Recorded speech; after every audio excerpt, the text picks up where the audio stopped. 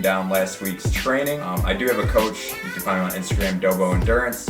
He plans everything out from the week before and just takes a look at my training, look at how everything's going, and then from there he'll write the next week's plan. He takes a look at like heart rate, just some of my mile splits on each of the runs, and then he'll plan for that following week based on that. So here is what the full week looked like. We start off on Monday with an 8-mile run. This day we really focus on cadence and just make sure I'm keeping a nice tempo as I work through.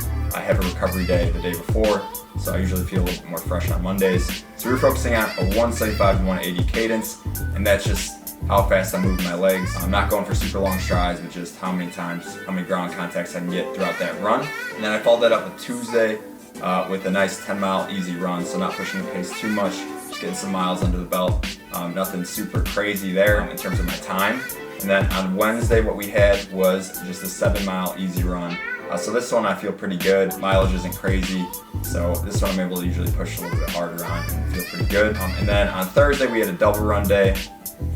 So in the morning, I had an 8-mile easy run, and that one again, just getting some more miles under the belt.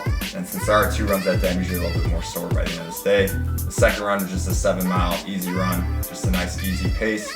Add on some more miles at the end of the day, and that also helps with my schedule too, being able to break it up in 2 runs, just because it can be pretty time consuming to try to knock out the full 15 miles in one go. And then once we got to Friday, we had a marathon coming up the day after, so Friday we just took it easy. I just did some foam rolling, just a light workout.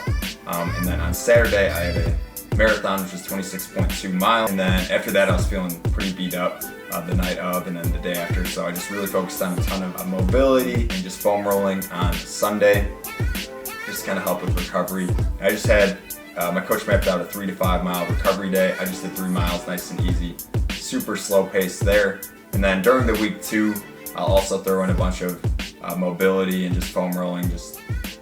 I'm focusing on some cue points like just my calves and my feet, my shins, and then mobility I'll just pick a few drills to do either in the morning or at night, just on some places where I'm tight, usually my hips and my hamstrings, so I usually focus on those points. But I'll have a video coming out in the future, which will be going more in depth on that and on my individual workouts as well. So stay tuned for that, and stay tuned for the rest of the training leading up to this ultra marathon.